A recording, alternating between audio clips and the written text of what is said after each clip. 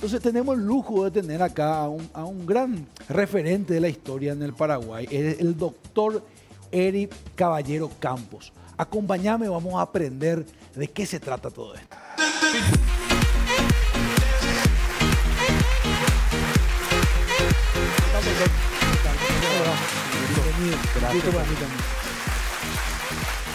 Gracias por estar acá, doctor Eric. Gracias por la invitación. Muchas gracias. Un privilegio realmente. Pasaron 36 años de ese día. Sí, hoy, como bien señalabas, hoy estamos, o sea, la transición o el periodo de apertura democrática dura mucho más, o sea, a partir de ahora es mucho más largo que lo que fueron los 35 años de la dictadura de Alfredo Stroessner, ¿verdad? Entonces creo que es sumamente importante que ustedes, los medios de comunicación, como formadores de opinión, recuerden este hecho, porque desde el 2020, por una ley de la Nación, también es el Día de la Democracia, ¿verdad? Entonces, como un reconocimiento de que es fundamental, todo sistema político es perfectible, pero la peor de las democracias siempre va a ser mejor que la mejor de las dictaduras. Me gusta. Winston Churchill decía algo parecido, ¿verdad? Sí.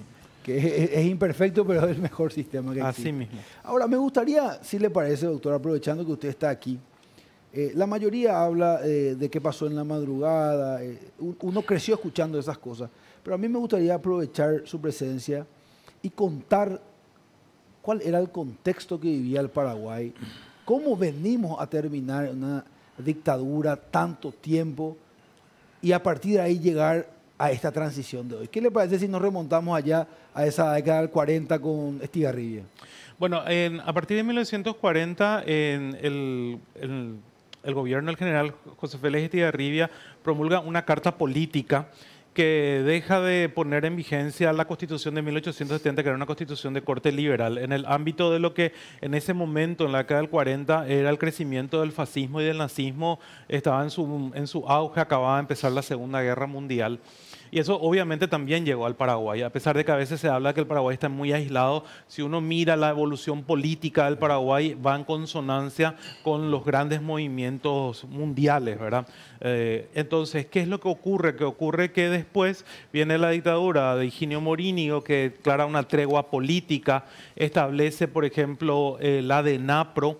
La DENAPRO era el Departamento Nacional de Propaganda. En ese momento había solamente radios y periódicos.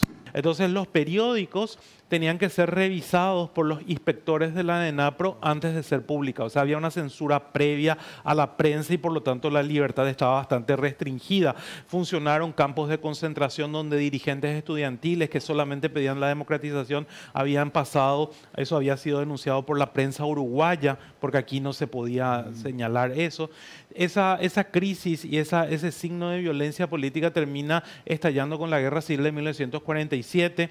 Después empieza la hegemonía del Partido Colorado, se le desplaza a Morínigo, que intentó permanecer en el poder, y es ahí donde empieza una cierta inestabilidad política que es conocida como la anarquía colorada, hasta que Federico Chávez, líder del sector democrático, porque el Partido Colorado está dividido en dos grandes sectores, sí. Los Guiones Rojos, encabezados por Natalicio González, y Federico Chávez. Federico Chávez gobierna, pero su gobierno es un gobierno que tiene muchas acusaciones de corrupción, porque en esa época funcionaba, y eso es muy importante para entender por qué Stroessner en un principio tiene mucha popularidad, funcionaba lo que se llamaban los cupos. O sea, vos tenías para comprar azúcar, no es que aunque vos tengas el dinero te podías comprar azúcar, tenías que ir, había un cupo en las despensas, en esa época no había supermercados. Y por otro lado, si tenías que comprar una rueda para tu auto, necesitabas un permiso del Ministerio de Industria, ¿verdad? Entonces, eso era una economía muy dirigista. En la década a comienzos del 50, cuando tenemos la primera misión del Fondo Monetario Internacional, la inflación llegó al 150%. Si hoy todos los días a veces nos quejamos de la suba de los precios, imaginarse que suba un 150%. Entonces, todo ya eso... existía el guaraní. Ya existía el guaraní. Sí. Entonces, es ahí que se produce una crisis dentro del Partido Colorado y eso se conlleva al golpe del 4 de mayo de 1954. Durante 4 días se reúne la Junta de Gobierno del Partido Colorado, los otros partidos estaban proscriptos para decidir qué es lo que iban a hacer. Y ahí es donde deciden formar la presidencia provisoria al arquitecto Tomás Romero Pereira. Se llaman elecciones, obviamente es un solo candidato, que es el señor Stroessner, y él es elegido y una de sus primeras medidas es levantar ese tema de los cupos y de las autorizaciones. Entonces, eso significó un dinamismo comercial, implicó incluso sacar el control de cambio que existía desde la década del 40, pero eso después se vuelve a restablecer en el 3 años después, ¿verdad? Okay. Pero en ese primer momento por lo menos le da una cierta popularidad. Entonces, Stroessner también aprovecha mucho el contexto internacional de la Guerra Fría. Entonces, él vende la historia... En su apogeo estaba en ese sí, momento, estaba ¿verdad? en su apogeo y él vende la historia de que aquí, al igual que lo que podía pasar en Cuba, podía pasar en Paraguay, ¿verdad? Entonces, Él vende la historia. claro, o sea, y todo o sea, de hecho el Partido Comunista era un partido que estaba bien estructurado, tenía bastante gente de la década del 40, pero yo no creo y no hay ningún estudio serio que pueda determinar que estaba en condiciones de tomar el poder en la década del 50. Pero ¿eso qué significa? Significa una cooperación norteamericana de más de 100 millones de dólares en ese momento. Hoy 100 millones de dólares es mucho dinero, en la década del 50 era muchísimo más dinero. Entonces eso conlleva también un dinamismo comercial bastante interesante. Esos años, capacitación para las Fuerzas Armadas, equipamientos, etcétera, etcétera. Y eso hace que la dictadura de Stroessner dure bastante tiempo. Cuando él llega al límite de la posibilidad de ser reelegido, negocia con parte del sector del Partido Liberal y que el Partido Liberal entonces se presenta a las elecciones. Entonces él puede decir que era una democracia, Claro, por porque eso se habla de una democracia de fachada. Él decía, doctor, eso también para la gente que nos mira en casa, ¿verdad? Nosotros vemos hoy al dictador Stroessner, pero él decía, me acuerdo de su lema, paz y democracia. Paz y progreso. Paz y progreso. Y En democracia. En democracia. O Sí, sea, sí. esto que la dictadura viene después. Él se autodenominaba como un demócrata. Así mismo, porque tenía esos sectores y que en el 67, cuando se hace la constituyente, la gente, los partidos de la oposición, los 3 partidos de la oposición, el Partido Liberal Radical y el Partido Revolucionario Febrerista, ingresan a la constituyente por la promesa de que él iba a quedar solamente 2 periodos más y después se iba a hacer una transición. O sea, fue como un pacto político. ¿Qué es lo que ocurre? En esa década del 70 se da la brutal represión a las ligas agrarias, la represión a la OPM, se habilita lo que hoy es la cárcel de Emboscada como un campo de concentración con más de 1000 detenidos políticos, no cesa la represión y en el 77 modifica la constituyente con una constitución y él establece la reelección sin límites, ¿verdad? Wow. Entonces no cumple su promesa. Eso también hay algo que es muy importante destacar. Entonces, en ese momento también estaba el auge de Itaipú, había mucho dinero, o sea, la economía estaba bien, pero a comienzo de la década del 80, que es la década perdida para la economía latinoamericana, cesa la construcción de Itaipú, hay mucha gente que queda desempleada y comienza la crisis, ¿verdad? Okay. Entonces comienza la crisis y también comienza la discusión dentro del Partido Colorado, ¿qué va a pasar después de Stroessner? Entonces, el sector tradicionalista, encabezado por el presidente de la Junta de Gobierno, Juan Ramón Chávez, un viejo dirigente colorado desde la década del 40, ellos, y acompañado por el doctor Luis María Argaña, entonces presidente de la Corte Suprema de Justicia, entonces ellos plantean el tema de decir, bueno, acá hay que discutir qué vamos a hacer después. Y es ahí donde el núcleo más cercano al general Stroessner plantea un movimiento político que desplaza a los tradicionalistas con la consigna un Stroessner después de Stroessner, ¿verdad? Por Gustavo Stroessner. Por Gustavo Stroessner. ¿Eso qué significaba? Desplazar a toda una camada de generales y coroneles, entre ellos el general Rodríguez, un desplazamiento de la clase política. De hecho, se produce el atraco a la Convención Colorada. Los tradicionalistas tenían mayoría, pero los militantes logran ese atraco el 1 de agosto de 1987. Entonces ahí se produce un rompimiento dentro del Partido Colorado, el partido oficialista, y entonces, y dentro de las Fuerzas Armadas comienza a haber una inestabilidad que se nota con mucha fuerza ya en ese año 88. Además de eso, hay que recordar 2 cuestiones fundamentales. Dígame. La oposición había formado lo que se llamaba el Acuerdo Nacional ya en el año 78 y el Acuerdo Nacional era donde también había un movimiento, porque hay colorados que eran opositores a Stroessner, que es el Movimiento Popular Colorado, que Mapoco, comienzan, que le el decían. Mopoco, que comienzan a cuestionar, a hacer manifestaciones cada vez más recurrentes, que eran las llamadas asambleas de la civilidad. Y en mayo de 1988 viene Juan Pablo II. Y Juan Pablo II marca un hito para el desmoronamiento de la dictadura porque da un mensaje muy fuerte y muy claro de que hay que construir la libertad y que hay que construir la democracia. La dictadura se siente muy incómoda con eso.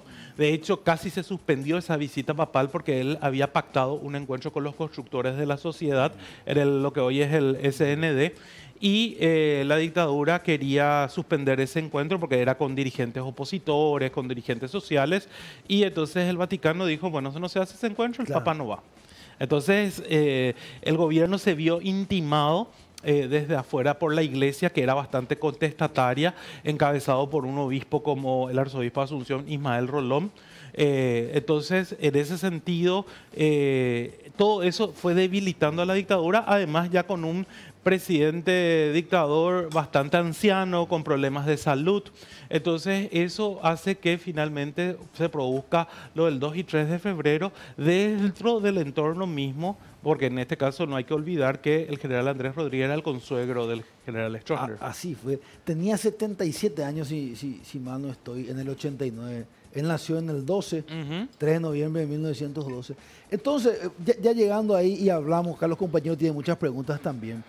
Viene por las causas que usted contó, ¿verdad? Seguramente también apoyó que feneció el modelo en la región con la caída del muro de Berlín, la Unión Soviética se disolvía, Jimmy Carter. ¿Sucedieron algunas cosas que tienen que ver con eso? Sí, claro que sí. Ahí me acuerdo muy bien porque el diario oficialista del gobierno, que era el diario Patria, hablaba del Carter comunismo, ¿verdad? O sea, hablaba de que en los Estados Unidos el comunismo estaba entrando y que por eso estaba cambiando el modelo, ¿verdad? Entonces, incluso llegó a haber un momento, creo que fue en el 85, en el 86, me puede fallar la memoria, el embajador norteamericano Clyde Taylor casi fue pegado por la policía al salir de una reunión, se había reunido con dirigentes opositores y la policía no se dio cuenta que era el embajador norteamericano y casi lo pegaron, ¿verdad? O sea, se armó una mini crisis ahí diplomática. Eso, y obviamente que Estados Unidos había sido el gran respaldo en ese momento, hasta ese momento de la dictadura, ¿verdad? Entonces, eso yo creo que ahí también fue una falta de lectura política e internacional de lo que ocurría. Stroessner hizo una última visita a las Naciones Unidas, creo que fue en el 85, 86, donde los paraguayos que estaban exiliados en Nueva York le habían hecho una manifestación frente a la sede de las Naciones Unidas y eso demostró que efectivamente ya la dictadura estaba totalmente aislada. Roa Bastos hizo una asamblea por la democracia en Paraguay, en Madrid, donde fueron varios intelectuales paraguayos exiliados, donde se demostraba evidentemente que la dictadura estaba muy aislada y que ya no entendía lo que estaba pasando en el mundo, ¿verdad? Él no quería ver. Y hablando un poco de la libertad, porque se habla mucho de la represión política de los opositores, de los comunistas, creo que eso es Vox Populi, ¿verdad? Pero ¿qué es lo que pasaba en la prensa? ¿Por qué la prensa siente como un gran logro lo del 2 y 3 de febrero? Tenemos esas imágenes frente al Panteón de los Héroes del señor finado Humberto Rubín. Es como un símbolo de la libertad de prensa. ¿Qué sucedió con la prensa? Porque si uno ve, doctor, la inauguración del diario ABC estaba el señor Stroessner. Sí. La inauguración de Ñandutí estaba el señor Stroessner. ¿Qué pasó? ¿Por qué se pelearon después? Yo no creo que sea una cuestión de peleas, ¿verdad? Yo creo que hay una cuestión que es fundamental de entender. O sea, en ese momento, lo que ocurre creo que tanto con ABC como con Ñandutí son los primeros medios de comunicación que empiezan a modernizar la lógica de los medios de comunicación hasta ese momento. En el momento que aparece, por ejemplo, ABC Color, el diario más antiguo es La Tribuna, pero es un periódico que viene de acá del 20, que había pasado por toda la censura de los años 40. Entonces, vos mirás la portada de La Tribuna y ¿qué era? Era Rusia, Estados Unidos, Europa, o sea, hablaba de cuestiones internacionales, muy poco de cuestiones internas, más que las noticias estatales o deportes. Entonces, lo que ocurre también con estos medios es que comienzan a profesionalizar, entonces de pronto periodistas a veces son apresados por publicar una nota que no tenía que publicarse. El periódico Última Hora, por ejemplo, que también es dirigido por un hijo de un general, pero que es cerrado en el 77 durante un mes, ¿verdad? Por haber publicado una noticia que el régimen no quería que se publique, hasta que finalmente en el 84 el diario ABC Color es allanado y se le cierra así inmediatamente por haber publicado una serie de noticias que no se querían. Radio Ñandutí estaba siendo interferida permanentemente y entonces ellos decían, transmite, pero nosotros no sabemos qué es lo que ocurre, ¿verdad? O lo que pasaba muchas veces era que se te invitaba a ustedes, a muchos periodistas, y hay muchos testimonios, ¿verdad? Se le invitaba a pasar por el Departamento de Investigaciones para conversar, ¿verdad? ¿Dónde estaba Pastor Coronel? Donde estaba Pastor Coronel. Entonces era el saque de que cuidado que te estamos observando. Entonces la prensa a partir del 89 obviamente vivimos en libertad. Por eso vuelvo a insistir. Nuestra democracia tiene miles de imperfecciones y hay mucho por mejorar, pero es mucho mejor tener una democracia que no tenerla, porque ahí también siempre hay que recordar que, y eso hablo, mucha gente dice, bueno, pero era solamente los que tenían problemas. La sociedad vivíamos bajo estado de sitio. El único momento que la dictadura levantaba el estado de sitio era para las elecciones. Las elecciones se hacían un domingo de febrero. El lunes siguiente se levantaba otra vez el estado de sitio. ¿Qué implica el estado de sitio? Que la policía podía entrar a tu casa, que la policía te podía detener sin ni una orden judicial, que vos podías estar detenido sin que la policía esté obligada a presentarte ante un juez para que vos sepas cuáles eran tus delitos. Hay mucha gente que estuvo un mes, 2 meses, los dirigentes comunistas tuvieron años hasta que la Cruz Roja Internacional intercede para que finalmente sean liberados. Nunca fueron procesados, nunca fueron acusados y vamos a decir una cosa, van a decir no, pero eran las leyes de la época, dicen algunos que lo defienden. Paraguay era signatario de la Convención Internacional de los Derechos Humanos. Sí. Entonces, al ser signatario, tenía que respetar los derechos humanos de cada uno de los ciudadanos de la República. Para interpretar nada más, normalmente estos estados de sitio se implantan como una medida más extrema, ¿verdad? Sí. O en época de guerra incluso, ¿verdad? O cuando hay un peligro muy, muy fuerte. Pero usted lo que nos está mencionando, doctor, de que este era un estado permanente, así mismo, ¿verdad? O sea, nosotros estábamos, digamos, en paz como país, pero de todas maneras se implementaba de esta forma, se implementaba el estado de sitio, lo que podía provocar estos abusos, ¿verdad? Que se daban, que cualquiera podía entrar a mi casa sin ninguna orden, lo cual hoy es impensado, ¿verdad? Si uno mira todo lo que son los acuerdos internacionales, que justamente de derecho que está mencionando usted, ¿no? Tremendo. Así mismo. Tremendo, tremendo. Diego Martínez.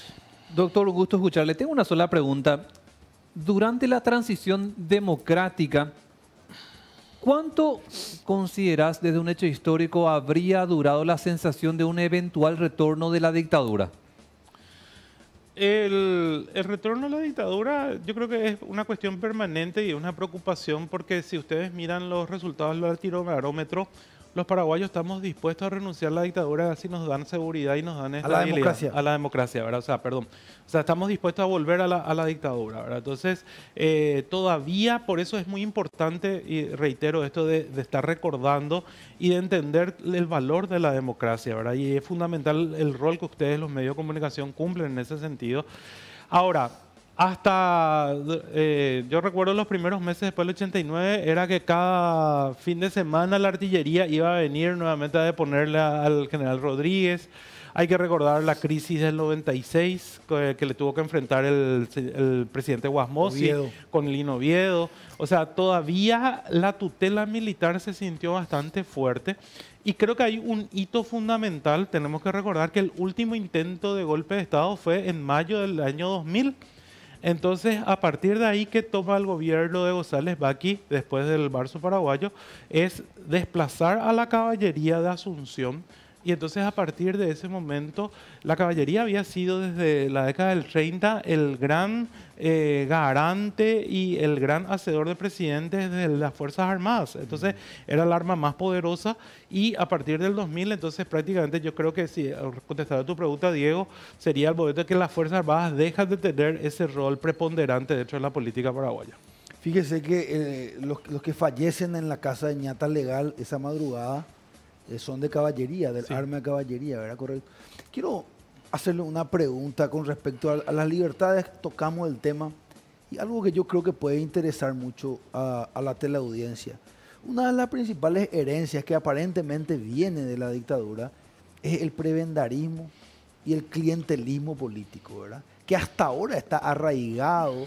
Si bien es cierto, se conquistaron muchas libertades, pero el sistema está muy compenetrado con ese clientelismo político. El Estado se agranda cada vez más.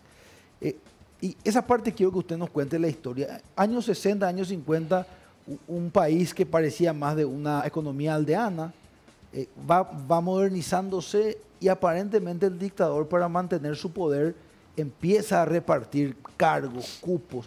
¿Eso fue así, doctor? Cuéntenos un poco. Sí, eso fue desde el principio, ¿verdad? O sea, el tema de concesión de tierras, concesión de privilegios. Por ejemplo, uno mira el registro oficial, la Gaceta Oficial entre el 54 y el 59. Entonces, por ejemplo, los oficiales del ejército tenían un privilegio para comprar vehículos con descuento. O sea, si usted hoy o sea, cualquier ciudadano iba a comprarse un, ¿cómo se llama? De Soto, era uno de los autos más populares de la CAL 50, le salía mucho más caro que si usted era teniente o capitán del ejército, ¿verdad? Entonces, de esa manera, porque hay que recordar, también eso es muy importante y olvidé señalar, hasta el año 61 Stroessner tuvo como 3 o 4 intentos de golpe, incluso del propio ejército, o sea, no logró esa unidad y ese control, o sea, bastante lograr ese control por parte tanto del ejército como dentro del Partido Colorado, ¿verdad? Entonces, él utilizó ese mecanismo de generar recompensas a cambio de lealtades, ¿verdad? Eso fue así. Eso fue así, fue sistemático. Concesión de tierras, concesión de negocios, concesión de licencias. Hay que recordar que, por ejemplo, hoy existe la ley de inversiones que cualquier ciudadano puede presentarse, ¿verdad? Pero en esa época era una gestión que vos tenías que hacer personalmente y que el gobierno te concedía o no te concedía, ¿verdad?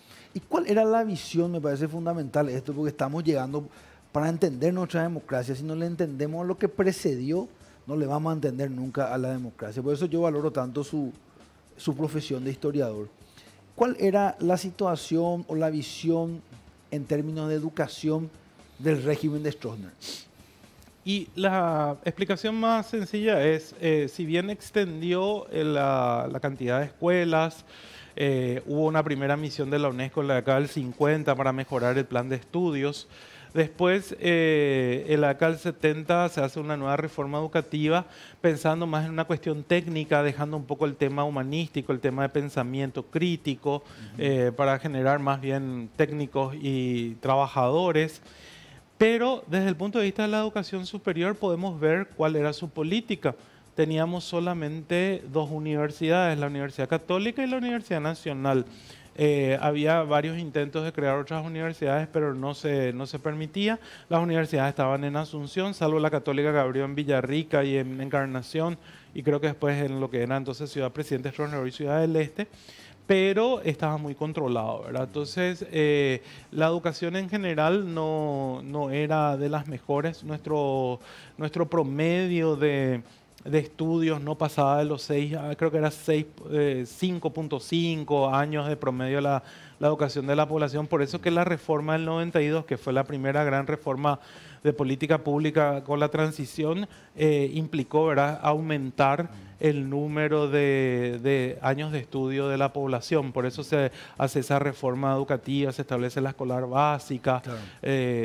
O sea, evidentemente la formación era bastante deficiente, ¿verdad? Eso fue una de los pendientes, claro. Ahora, llegamos a la democracia. Tenemos el desafío, tenemos las libertades. Le hago una pregunta quizá un poco picante. Los que quedaron principalmente después del 89, ¿son los mismos que alguna vez tuvieron en el régimen?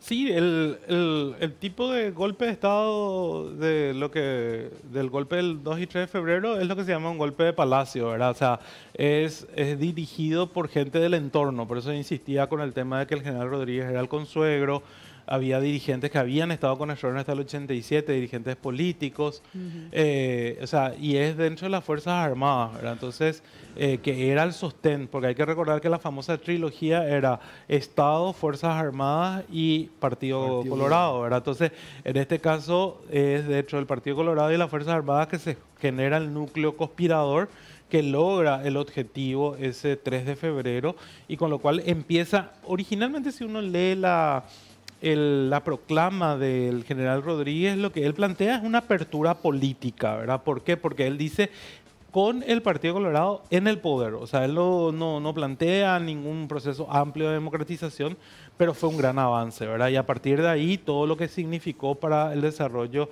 de nuestro proceso de apertura con todos sus avances y sus retrocesos, pero fue sumamente positivo, ¿verdad? Entonces, evidentemente, sale del núcleo. Y de hecho, eso coincide con un análisis que había hecho el oficial político de la Embajada de los Estados Unidos en el año 58-59. Cuando él hace un informe, dice, los únicos que pueden y tienen capacidad para derrocar al general Stroessner son o el dirigente del Partido Colorado o oficiales de las Fuerzas Armadas. O sea, eso era su análisis político en ese momento. Claramente, y creo que los primeros 10 años, doctor, fueron difíciles de democracia, pero que después se estabilizó un poquito después ahí de 2002, 2003, y creo que estamos en una buena transición.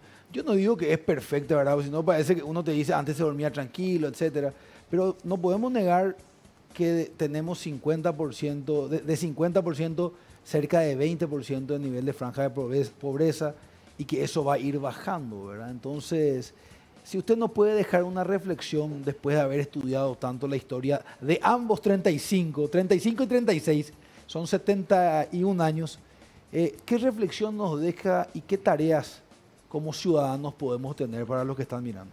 Yo creo que es fundamental entender que que tenemos que seguir comprometidos con la defensa de las libertades, de la democracia. Tenemos que seguir insistiendo con la institucionalidad del Estado y la defensa de las políticas públicas, ¿verdad? De educación, de salud, que nos permitan tener una mejor calidad de vida a todos y cada uno de los paraguayos.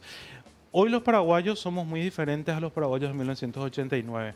Creo que hoy, y ustedes a través de los medios nos han demostrado de que es fundamental el tema a veces de la denuncia, el tema de la posibilidad de expresar lo que pensamos.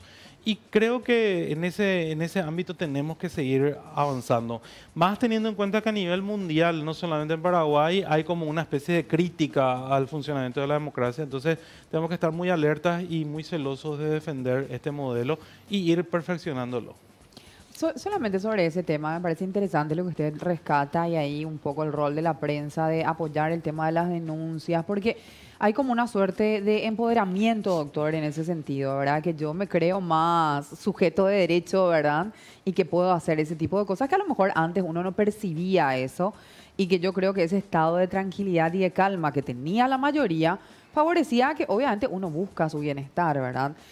A lo mejor, y más todavía si vos no sabías muy bien y era como muy de oído lo que se escuchaba que ocurría. Pero a mí lo que, más allá del tema de las denuncias y que a lo mejor esto se ha dado más en el último tiempo, lo que yo sí creo es como que falta ahí un tema con la historia, ¿verdad? Y quizás a lo mejor difundir más estos mensajes y que los ciudadanos paraguayos estén más conscientes de lo que ocurrió, justamente para que no ocurra de vuelta. O para a partir de ahí decir, bueno, esto es lo que nos pasó, pero no podemos eternamente seguir en la transición democrática, es decir, no estábamos preparados y seguimos. Ya bien decía hoy Salim que son 30, ya tenemos un año más de lo que duró el gobierno de Stroessner. Entonces, ¿qué es lo que tenemos que hacer a futuro para que estas elecciones históricas permanezcan, se difundan y que sean parte de lo que es nuestra cultura, que estén incorporadas justamente para ver que esto no se vuelva a repetir o que si hubo algo bueno se repita, ¿verdad?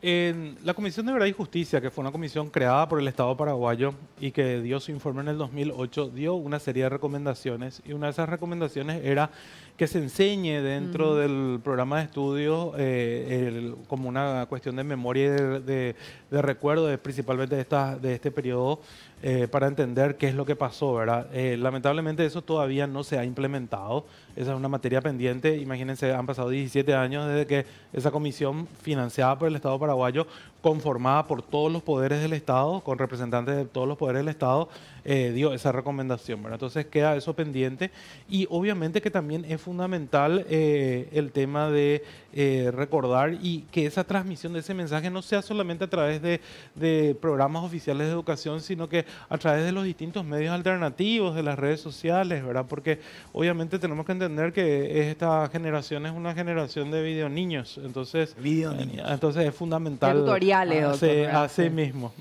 Doctor, la verdad que es un privilegio conversar con usted. Gracias por este momento pleno y le deseamos lo mejor. Muchas gracias. Éxitos a ustedes también. Estuvo con nosotros el doctor en historia Eric Caballero Campos. Un privilegio hablar con él. ¿Le parece si hablamos de Odonto Excellence, mi querido?